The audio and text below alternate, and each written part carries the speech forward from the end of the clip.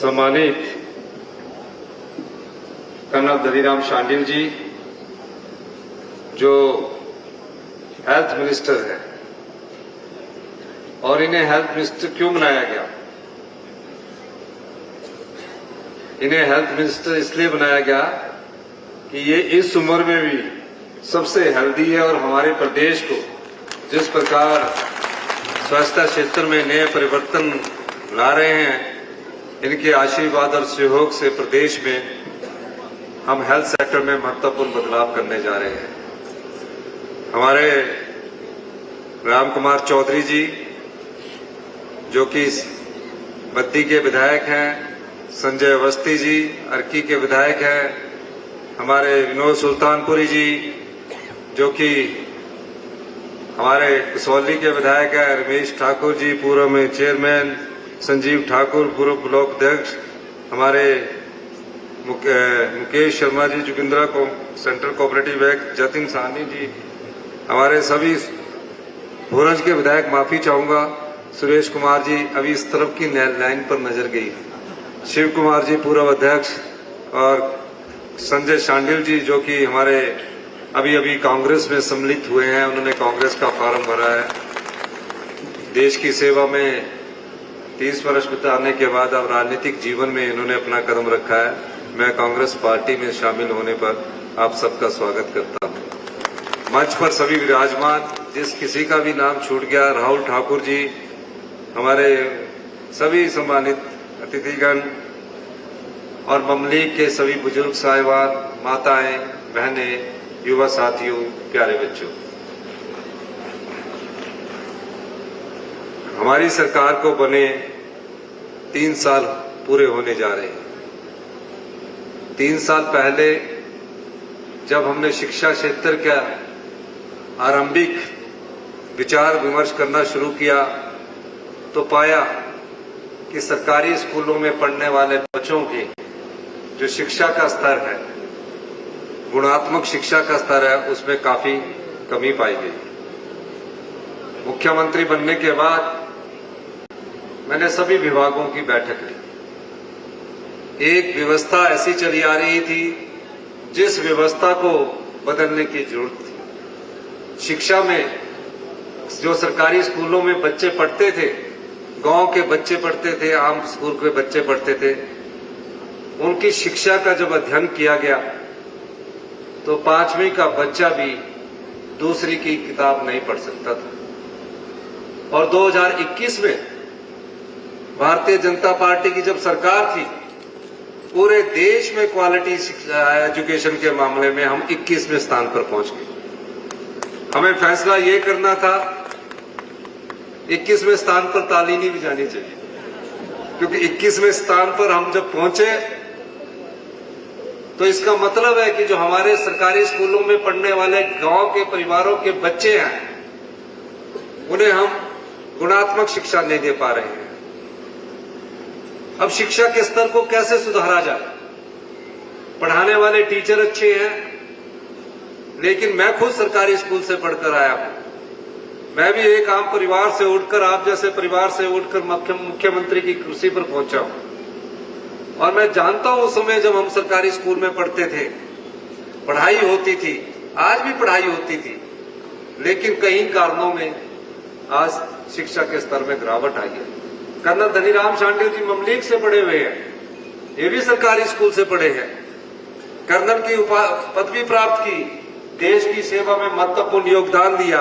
राजेश शर्मा जी है, आज डायरेक्टर सर्व शिक्षा अभियान है।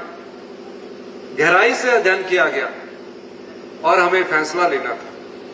हम स्कूल तो हर जगह खोल दें, नोटिफिकेशंस भी कर दें, क्या उन बच्चों को हम सही शिक्षा दे रहे हैं जिन बच्चों को पर हमारे माँ बाप ने बड़ी आशा लगाई थी? और हमने शिक्षा का बदलाव करना शुरू किया। 3 डायरेक्टरेट हुआ करते थे, प्राइमरी एजुकेशन का डायरेक्टरेट अलग, एलिमेंट्री का अलग, सेकेंडरी का अलग, और पूरा साल हम ट्रांसफर में ही व्यस्त रहते थे, एक स्कूल से दूसरे स्कूल में। और तकरीबन पूरा अध्ययन करने के बाद पता लगा कि 1000 टीचर तो सिर्फ ट्रांसफर में ही रहते, स्कूल में जा ही नहीं पाए, क्योंकि ट्रांसफर के डेज इतने होते हैं कि वो ज्वाइन ही नहीं कर पाते। इस स्थिति को कैसे सुधारा जाए? और भारतीय जनता पार्टी की सरकार ने चुनाव आने से पहले ही 600 स्कूल और खोल दिए। उसमें कोई अध्यापक की नियुक्ति नहीं की। क्या कहा कि चुनाव आ रहे हैं, जिसने जो मांगा उसको वो दे दिया। मैं हिमाचल की जनता का धन्यवाद करना चाहता हूं। आप किसी प्रकार के लालच में नहीं आए, आपने कांग्रेस पार्टी की सरकार को चुना। आज तक किसी की हिम्मत नहीं होती थी कि गुणात्मक शिक्षा लाने के लिए हमें कड़े से कड़े फैसले करने पड़े। हमने कड़े फैसले करने का निर्णय लिया। हमने कहा पहले हम अध्यापकों की नियुक्ति करेंगे। भारतीय जनता पार्टी ने जो स्कूल राजनीतिक आधार पर खोले थे, उन्हें हमने ना खोलने का प्रयत्न किया और हमने वो खोलने के जहां नीड थी उसको कोशिश हम कर रहे हैं। आज क्या हालात है? 3 साल के राजनीतिक फैसलों के बाद आज शिक्षा के स्तर में, जब पूरे हिंदुस्तान में शिक्षा के स्तर का आंकलन आंका गया, तो हम पूरे देश में असर की रिपोर्ट में, जो शिक्षा के स्तर को नापने वाली रिपोर्ट होती है, 21वें स्थान से छलांग लगाकर 5वें स्थान पर पहुंचे। अभी ये शुरुआत है। अब गांव के स्कूल के बच्चों को और आम स्कूल के परिवारों के बच्चों में विश्वास कैसे पैदा हो, कैसे भविष्य की चुनौतियों का उनका सामना करना है, तो एक नीतिगत बदलाव किया गया कि हर एक विधानसभा क्षेत्र में Rajiv Gandhi day boarding school खोले जाएंगे और धीरे धीरे पूरे हिमाचल प्रदेश के शिक्षा के स्तर को Rajiv Gandhi day boarding school में बदला जाएगा। मुझे खुशी है कि हमने उसका पर काम करना शुरू किया और जो ममलीक स्कूल का आज मैं फाउंडेशन रखने आया हूं, जो कर्नल धनीराम शांडिल जी की देन ममलीक स्कूल से जो पढ़कर है, आज Rajiv Gandhi day boarding school का कार्य यहां शुरू किया जाएगा। ये ऐसे स्कूल होंगे जहां आम परिवार के बच्चे पढ़ेंगे, किसान के बच्चे पढ़ेंगे और जब पढ़कर जाएंगे, +2 या 10th के बाद पढ़कर जाएंगे, उनमें भविष्य की चुनौतियों का सामना करने का साहस होगा और निश्चित रूप से वो जिस भी जगह जाएंगे वो पढ़कर खुश महसूस करेंगे कि हम आज इस जगह सिलेक्ट होकर आए हैं, स्कूल से पढ़कर आए हैं। अभी आधारशिला रखी है और आने वाले समय में आप देखेंगे, आने वाले 5 सालों में पूरा शिक्षा का स्तर पूरे प्रदेश में हम बदलने जा रहे हैं। हिमाचल प्रदेश की सरकार की ये प्रथम प्राथमिकता है, इसलिए हमने शिक्षा के बजट में बहुत अधिक बढ़ोतरी की है। और अब हम पहले चरण में 100 सीबीएसई स्कूल खोलने जा रहे हैं, ताकि बच्चे जो सीबीएसई स्कूल की दिशा में बढ़ना चाहते हैं, जिसमें से पूरे गवर्नमेंट स्कूल होंगे, ये सरकारी स्कूल होंगे, इनको सीबीएसई के स्तर का बनाया जाएगा और प्रत्येक स्कूल में सभी प्रकार के जो कोर्सेज है उसको शुरू किया जाएगा। कोई भी टीचर की कमी नहीं रखी जाएगी और इस प्रकार के 100 स्कूल अगले एकेडमिक सेशन से कार्य करना शुरू कर देंगे। इनके लिए टीचर का अलग से कैडर बनाया जाएगा और स्कूल का अलग से ड्रेस कोड होगा और सभी प्रकार की सुविधा उन बच्चों को होगी और दिन का खाना हिमाचल प्रदेश की सरकार Rajiv Gandhi day boarding school में भी उपलब्ध करवाएगी और सीबीएसई स्कूल और में भी उपलब्ध करवाएगी। ये पहले स्तर के हैं, इसलिए शिक्षा में महत्वपूर्ण बदलाव करके हम शिक्षा के क्षेत्र में पूरे देश में पहले 3 स्थानों पर आने के लिए प्रयास कर रहे हैं और इस प्रयास में हमें सफलता मिल रही है। आपने देखा हमें आत्मविश्वास की कमी कहाँ है। जब प्राइवेट स्कूल में एक बच्चा जाता है, उस बच्चे को पहली कक्षा से इंग्लिश पढ़ने की शुरुआत करवा दी जाती है। हमने इस बार शिक्षा के क्षेत्र में पिछले वर्ष से पहली कक्षा से जो भी बच्चे पढ़ने सरकारी क्षेत्र के स्कूल में जा रहा है, इंग्लिश की शुरुआत करवा दी गई है और सीबीएसई स्कूल में सारा पाठ्यक्रम इंग्लिश के माध्यम से ही पूरा किया जाएगा। दूसरा क्षेत्र माननीय हेल्थ मिनिस्टर साहब के विभाग का, हमारा पूरे प्रदेश में 5 मेडिकल कॉलेज है, 1 प्राइवेट मेडिकल कॉलेज है। हर जगह हमने सीएससी खोली है, हर जगह जोनल हॉस्पिटल खोले हैं, हर जगह पीएससी खोली है। हॉस्पिटल अपग्रेड भी कर दिए जाएं, लेकिन अगर वहां डॉक्टर और आपका रोग का पता लगाने वाली डायग्नोस्टिक लैब नहीं है तो आप कुछ नहीं कर सकते। आप एंटीबायोटिक खा सकते हो, लेकिन आपके इलाज के लिए कौन सी मेडिकल टेक्नोलॉजी चाहिए? और जब आप गंभीर रूप से बीमार होते हो उस समय आप ये देखते हैं कि मेरी जान बच जाए, कितना जो भी पैसा है मैं उस पर लगा लूं। शिमला का आईजीएमसी प्रीमियम हॉस्पिटल है, बहुत आशा होती है कि फटाफट हम आईजीएमसी चले जाते हैं। वहां मेडिकल टेक्नोलॉजी कितने साल पुरानी है? जो हमारे एक्सरे के लिए मशीनें हो 15-15 साल पुरानी है। आज के सूचना क्रांति के युग में 15 साल मशीन की कोई वैल्यू नहीं रहेगी। एमआरआई की मशीन 19 साल पुरानी है, और जो लेटेस्ट टेक्नोलॉजी है वो हिमाचल प्रदेश में के किसी भी हॉस्पिटल में नहीं है। ऐसा क्यों हुआ? मैं ये बात आपको इसलिए कहना चाहता हूं, ऐसा इसलिए हुआ कि हमने इन क्षेत्रों की तरफ सिर्फ बिल्डिंग्स बनाने की ध्यान दिया, टेक्नोलॉजी की तरफ ध्यान नहीं दिया। बड़ी बिल्डिंग बना दी, मरीज उसमें 10 ही आ रहे हैं, डॉक्टर भी 2-3 है, लेकिन उसके बाद क्या होता है? आप वहां दिखाते हैं और उसके बाद आपको ट्रांसफर कर दिया जाता है कि आप इस हॉस्पिटल में जाएं। उस हॉस्पिटल के बाद आपको फिर दूसरे हॉस्पिटल में ट्रांसफर कर दिया जाता है कि आप पीजीआई जाएं। पीजीआई पहुंचते पहुंचते उसकी बीमारी बहुत बड़ी बन जाती है। अगर आपके रोग का शुरू में ही पता चल जाए तो आपका रोग जो है शुरू में पता लगने के बाद उसका इलाज तुरंत प्रभाव से किया जा सकता है। इस बार हमने अपने बजट से 3000 करोड़ रुपए का मेडिकल टेक्नोलॉजी और डॉक्टरों की नियुक्ति के संदर्भ में हमने आगे कार्य शुरू किया। सबसे पहले हमने 5 मेडिकल कॉलेज को चुना है और हमने ये कहा है कि जो टेक्नोलॉजी एम्स में आएगी दिल्ली में, जो इंडिया का नंबर 1 हॉस्पिटल है, वही टेक्नोलॉजी आपकी आईजीएमसी शिमला में आएगी, सोलन में आएगी।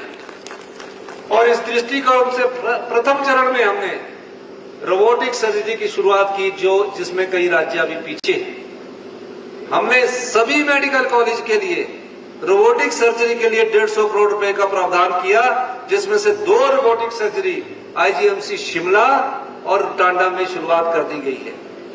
इसके अलावा हाई एंड जो लेबोरेटरी है, स्मार्ट लैब है, अभी आप टेस्ट करवाते हैं, ब्लड ले लिया जाता है, 4-5 शीशी में भर दिया जाता है, फिर उसकी रिपोर्ट शाम को 4-5 बजे आती है। वो पुराना तरीका चला हुआ है। फिर अगले दिन रिपोर्ट लेने जाते हैं, फिर ब्लड की रिपोर्ट के बाद अध्ययन किया जाता है। हमने कहा पहले चरण में automatic smart lab Chamiyana, Tanda और आईजीएमसी में स्थापित की जाएगी, जिसके लिए हमने 75 करोड़ रुपए का प्रावधान कर दिया गया। उसमें सिर्फ एक ही बार ब्लड लिया जाएगा और पूरी एक्यूरेसी डिजिटाइजेशन के साथ आपके व्हाट्सएप पर पूरी योजना, पूरे जो आपके टेस्ट की रिपोर्ट है वो पूरी आ जाएगी। हमें उस टेक्नोलॉजी के साथ चलना है जिसके साथ आज पूरी दुनिया चल रही है। हम क्यों उसमें पीछे रहे? इस दृष्टिकोण से हमारी सरकार कार्य कर रही है। तीसरी बात मैं आपसे कहना चाहता हूं, हमारे प्रदेश की आत्मा गांव में निवास करती है। 80% हमारे परिवार के लोग गांव के परिवेश से आते हैं। हम खुद गांव के परिवेश से आते हैं। गांव के लोगों की आमदनी कैसे बढ़े, इस दृष्टिकोण से हमारी सरकार ने सोचना शुरू किया और पहली बार हिमाचल प्रदेश देश का पहला ऐसा राज्य बना जहां दूध के मूल्य पर 51 रुपए का स्पोर्ट प्राइस दिया जाता है। 51 रुपए का, यानी कि जो पशुपालक है उससे पहले अगर 2-3 साल पहले की आप बात देखिए, आपके दूध का मूल्य 28 और 30 रुपए हुआ करता था, क्योंकि मिल्क फैट 32 रुपए किलो के हिसाब से लिया करती थी। हमने 2 साल में उसको बढ़ाकर 51 रुपए कर दिया गया। उसके अलावा यह देखा गया जिसके घर में पशु होगा वो उसके घर में थोड़ी बहुत जगह भी होगी। उस जगह के आधार पर कि अगर वो मक्की पैदा करता है, गेहूं पैदा करता है, तो मक्की का हम स्पोर्ट प्राइस 40 रुपए किलो सरकार खरीदेगी, 60 रुपए के किलो गेहूं सरकार खरीदेगी। अगर कच्ची हल्दी उगाई है, हल्दी 9 महीने में होती है, तो 90 रुपए किलो सरकार खरीदेगी। और किसी ने जो उगाई है तो वो 60 रुपए किलो सरकार खरीदेगी। और इस प्रकार आज किसानों के हाथ में हम डायरेक्ट बेनिफिट दे रहे हैं। ये पैसा आज लोगों के हाथ में जा रहा है। इस क्षेत्र के में भी काफी संभावना पशुपालकों की है। हल्दी की बड़ी संभावना है। आप प्राकृतिक खेती का फार्म भरिए। हमारी सरकार जितनी भी हल्दी आप लोगों ने उगाई होगी, गेहूं उगाई होगी, मक्का उगाई होगी, जो गोबर से आधारित होगी, जिसमें यूरिया का प्रयोग नहीं होगा, आपसे 90 रुपए किलो कच्ची हल्दी खरीदेंगे, 60 रुपए किलो गेहूं खरीदेंगे और 40 रुपए किलो मक्की खरीदेंगे। इससे आपकी आय बढ़ेगी। ये शुरुआत है। पहले इन योजनाओं को धरातल पर लाने के लिए सरकार में हमें भी बड़ी मुशक्कत करनी पड़ती है। अधिकारी बैठे हैं, अधिकारियों के बाद उन्हें समझाना पड़ता है। और हम गांव के परिवेश से, मैं खुद आता था, तो मुझे पता है कि गांव के लोगों के हाथ में जब वो मेहनत करते हैं, उस मेहनत का पैसा उन्हें मिल नहीं पाता। तो हमने आपके लिए ये योजना लेकर आई है और इस योजना का लाभ उठाइए। जैसे आज हमारी एप्पल की इकॉनमी है, जो सेब पैदा करते हैं 50-60 रुपए किलो पैदा होता है, उसको विकसित होने में तकरीबन 30 से 35-40 साल लगे। हमने तुरंत प्रभाव से ये कोशिश की है कि आपके पास 1 किलो अगर हल्दी खरीदेंगे, 90 रुपए आपकी जेब में सीधा, कच्ची हल्दी का, प्रोसेसिंग का नहीं, कच्ची हल्दी का 90 रुपए आपकी जेब में जाएगा। आप धीरे धीरे इस दिशा में आगे बढ़िए। निश्चित रूप से 2 साल के भीतर आपकी आमदनी दुगनी होगी। ये हम आपको बताना चाहते हैं। चौथी बात, हमारी सरकार में हम भ्रष्टाचार को दूर करने के लिए हमने सख्त कदम उठाए। शराब के ठेकों से, जो कि 4 साल से 10% के आधार से रिन्यू कर दिए जाते थे, हमने एक ही ऑक्शन में इस जनता का पैसा जो लुटा दिया जाता था, जब शराब के ठेकों की ऑक्शन हुई तो 450 करोड़ रुपए का हमें लाभ पहुंचा। उस 450 करोड़ रुपए के लाभ से आज हम Rajiv Gandhi day boarding school बनाने जा रहे हैं। मैं अभी पिछले दिनों भारतीय जनता पार्टी के नेताओं की बात सुन रहा था। भारतीय जनता पार्टी के नेताओं की बयान सुनता हूं। आप सोशल मीडिया में भी देखते हैं। सोशल मीडिया में भारतीय जनता पार्टी ने मेरे खिलाफ एक सेल बैठाया हुआ है। वो रोज मेरे खिलाफ कुछ न कुछ टिप्पणी करते रहता है। हम उनकी टिप्पणियों से, सोशल मीडिया से घबराने वाले नहीं है। मैं उनकी आपको करतूत बताना चाहता हूं। बद्दी में 5000 बीघा जगह, बद्दी में हमको बोलते 118 को हम कमजोर कर रहे हैं। बद्दी में 5 बड़े कस्टमाइज पैकेज, पिछली भारतीय 4 बड़े कस्टमाइज पैकेज पिछली भारतीय जनता पार्टी की सरकार ने 5000 बीघा बिना रजिस्ट्री के 1 रुपए स्क्वायर मीटर के हिसाब से दे दी। यानी कि 5000 बीघा मात्र 14 करोड़ रुपए में, कोई पैसा ना लेकर वो इंडस्ट्री के नाम पर दे दी 5000, जिसका कीमत तकरीबन 1000 करोड़ रुपए थी। ये भारतीय जनता पार्टी की पिछले सरकार की करतूत है। हमने कहा कि ये क्यों दी, और बिजली भी कहा कि इनको 3 रुपए यूनिट मिलेगी, जो सड़क बनानी होगी उसका खर्चा भी सरकार उठाएगी। हमने कहा पहले जब हमारे को जीएसटी नहीं आता था तो हमें बद्दी से 4000 करोड़ रुपया वैट और एक्साइज के रूप में आता था। जब जीएसटी लगा तो बद्दी से 4000 करोड़ से घटकर वो 150 करोड़ रह गया, क्योंकि जीएसटी लगने के बाद जो हमारा नुकसान हुआ उसके लिए केंद्र सरकार ने हमें हर साल 3200 करोड़ रुपए देने की बात की। हर साल 3200 करोड़ दिए उन्होंने, 5 साल तक दिए, जून 2022 तक। लेकिन जब हमने बोला कि ये सुविधा इन इंडस्ट्रीज को क्यों देनी है, क्योंकि हमें इंडस्ट्री लगाकर जो अभी लगा रहे हैं उससे हमको जीएसटी नहीं आना है, तो इस सुविधा को हमें वापस लेना चाहिए। पहले हमें जीएसटी इसलिए नहीं आना है कि हमारी जो जनसंख्या है वो 75 लाख है। जब जीएसटी कहां से मिलता है, जब कोई जीएसटी के माध्यम से कोई सामान खरीदेगा उस समय जीएसटी पे होगा। जीएसटी का फायदा किसे हुआ? बड़ी स्टेट उत्तर प्रदेश, वेस्ट बंगाल, महाराष्ट्र का। हम प्रोड्यूसर स्टेट है, हमें जीएसटी का कोई फायदा नहीं हुआ। तो आप उस उद्योग को लगा ही क्यों रहे हैं जिस उद्योग से आपको जीएसटी नहीं मिल रहा है? हमें वो उद्योग लगाना चाहिए जो डेयरी इंडस्ट्री के रूप में विकसित हो। हमें वो उद्योग लगाना चाहिए जहां गांव के किसान के हाथ में पैसा हो। इतना उद्योगपतियों को पैसा दे रहे हैं, मैंने कहा इस नीति को बदलो और गांव के किसानों के हाथ में पैसा दो, जिसके कारण ये योजनाएं प्राकृतिक खेती के आपके माध्यम से चलाई जा रही है। अभी समय कम है, मैं इतना ही कहते हुए कर्नल शाकिल साहब ने ममलीक को सब तहसील से तहसील बनाने की बात की है। मैं ममलीक को सब तहसील से तहसील बनाने की घोषणा करता हूं। मैं आपको एक और चीज बताना चाहता हूं। आपके ये तहसील जो है, आप अपनी रजिस्ट्री आने वाले समय में घर बैठ के करेंगे। आपने देखा पहले आपको इंतकाल होते थे, आपको पहले पटवारी के पास जाना पड़ता था, तहसीलदार के पास जाना पड़ता था। कभी पटवारी साहब नहीं मिलते थे, कभी तहसीलदार साहब नहीं मिलते थे, फिर अगले दिन फिर जाना पड़ता था। हमने राजस्व अदालतें लगाई। 1-2 लाख से ज्यादा इंतकाल जो कई सालों से पड़े हुए थे, उसको हमने 2 लाख इंतकालों को तुरंत उन परिवारों के नाम पर करवाया जिन परिवारों को बार बार धक्के खाने पड़ते थे। और एक और कहना चाहता हूं, 1 साल के भीतर आपकी घर बैठ के जहां से वीडियो से आपकी हम रजिस्ट्री करवाएंगे, इंतकाल भी करवाएंगे, ताकि तहसील के चक्कर आपको बार बार काटने ना पड़े। अभी हमारी सरकार, बुजुर्ग बैठे, मैं इनको देख के कहना चाहता हूं, 70 साल से ऊपर के बुजुर्गों के लिए घर की एक योजना लेकर जा रही है कि प्रत्येक पंचायत में हम एक डॉक्टर की नियुक्ति करेंगे जो 70 साल से ऊपर के बुजुर्ग है। रोगी मित्र उनके घर जाकर, डॉक्टर उनके घर जाकर उनका पूरा मेडिकल चेकअप करेंगे। इस योजना का भी हम जल्दी शुभारंभ करने जा रहे हैं। बुजुर्ग हमारी धरोहर है, हमारे आदर्श है। हमारी सरकार के पास जितने संसाधन हैं, वो संसाधन आप लोगों के हैं, आप जनता के हैं।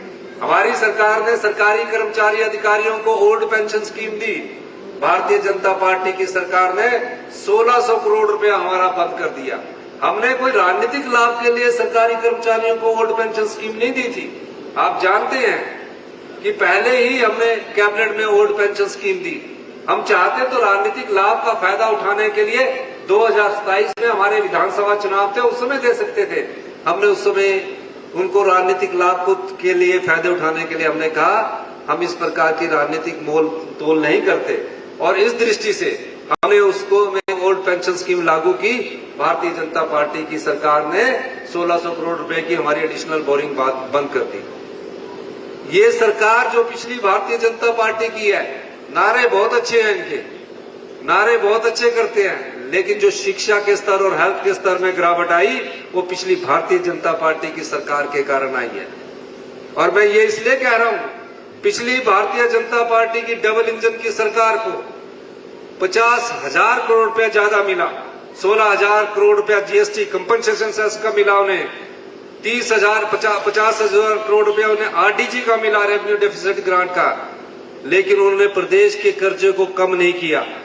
आज हमें इस प्रदेश की जनता पर चढ़े हुए कर्जे को 75,000 करोड़ रुपए के कर्जे को हमें कर्जा चुकाने के लिए कर्जा लेना पड़ रहा है। ये इस प्रकार की नीतियों को लेकर जब आगे बढ़े तो आज प्रदेश का ये आर्थिक तंगी से गुजर रहा है।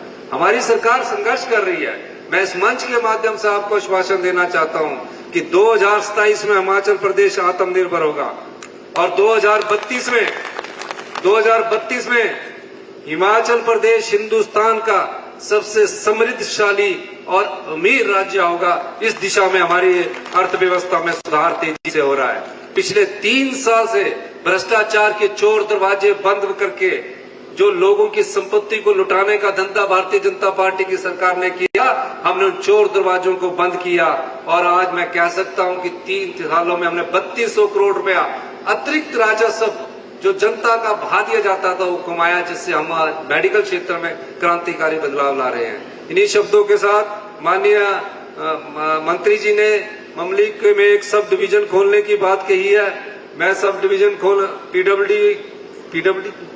पीडब्ल्यूडी का सब डिवीजन खोलने की बात कही है। मैं उस सब डिवीजन को भी खोलने की घोषणा करता हूं।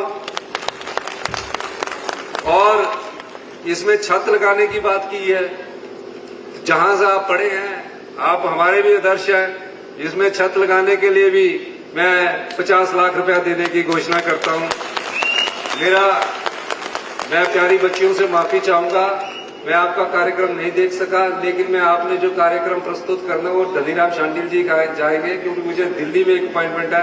मैं इन प्यारी बच्चों के जो उन्होंने डांस प्रस्तुत किया और इनके स्कूल को 1 लाख रुपया डांस के लिए भी देने की घोषणा करता हूं, जो इन बच्चों को दिया जाएगा।